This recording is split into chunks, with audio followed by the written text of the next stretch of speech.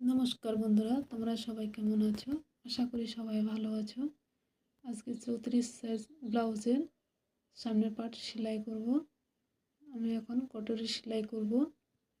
কটরি কাটিংটা আগে দেখিয়েছি, এখন শুধু সেলাই করব। আমি যে 1 ইঞ্চি আর হাফ ইঞ্চিতে দাগ দিয়েছিলাম দুই পাশে, সেটা এখন সেলাই করছি। এবার আমি নিচে হাফ ইঞ্চিতে যে দাগ দিয়েছি সেটা সেলাই করব।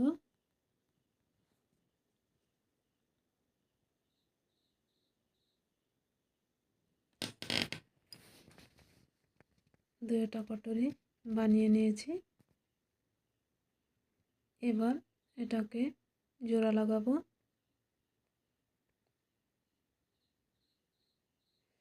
যে 1 ইঞ্চি আর হাফ ইঞ্চি সেলাই করেছি সেটা এখন কেটে দিলাম।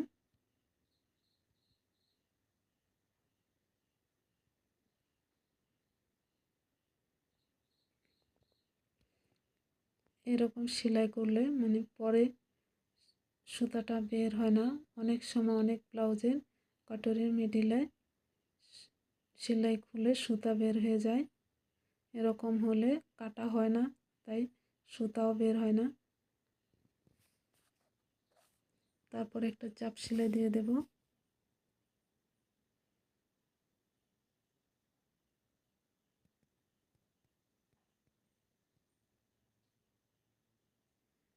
চাপ সেলাই দেওয়া হয়ে গেল।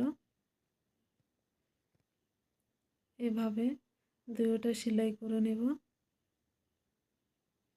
কটরির নিচে যে হাফ ইঞ্চি দাগটা দিয়েছিলাম আগে কাটিনি, এখন কেটেছি। তারপর এবার কটরির নিচের পার্টটি সেলাই করব।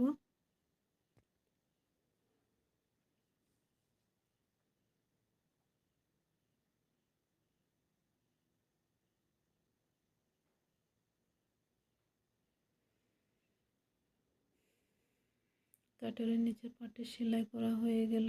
এবার উপর থেকে একটা চাপ সেলাই করে দেব।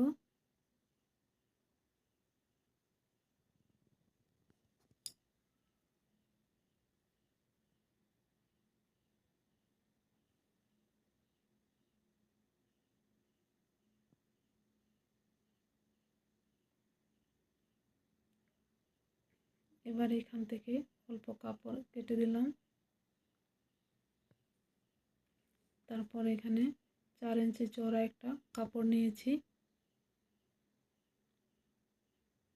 তারপর এটাকে সেলাই করব ঘাইপট্টির জন্য, কেননা ব্লাউজটা ঘটি হাতের হবে, তাই কাপড় শর্ট পড়েছে, তাই আমি এখানে আস্তরে কাপড় লাগিয়ে দিলাম।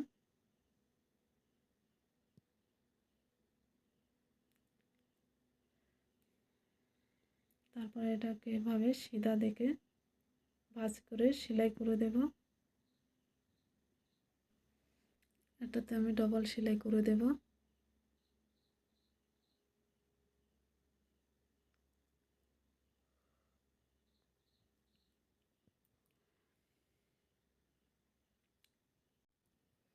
তারপর এবার হুকের জন্য হুক পট্টি বানিয়ে নেব। এটাকে নিচে রেখে উপরে কটরিটা দিয়ে সেলাই করলাম।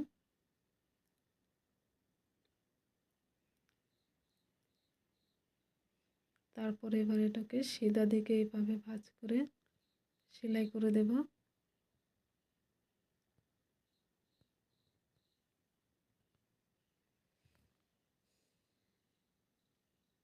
এটাকে ভিতরের দিকেও দেওয়া যায়, তবে আমি উপরের দিক দিয়ে সেলাই করেছি।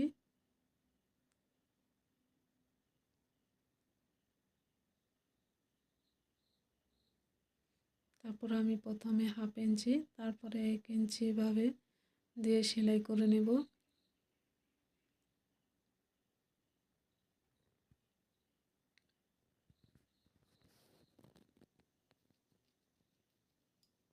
এক সাইডে সেলাই করা হয়ে গেল।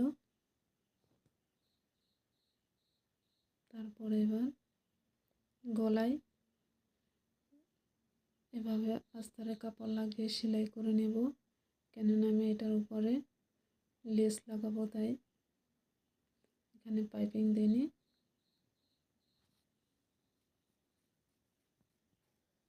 কাপড়টা আমি তিরছাভাবে কেটেছি।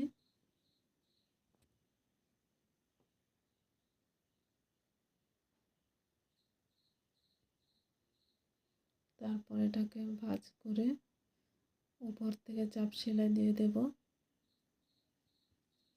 এভাবে সেলাই করলে পরে আর হাতে সেলাই করতে হয় না। এভাবে দুই পাশে সেলাই করে নেব।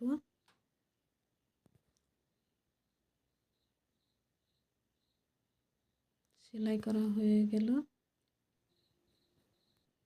দুই পাশে সেলাই করে নিলাম। ভালো লাগলে লাইক করবেন। নমস্কার, ধন্যবাদ।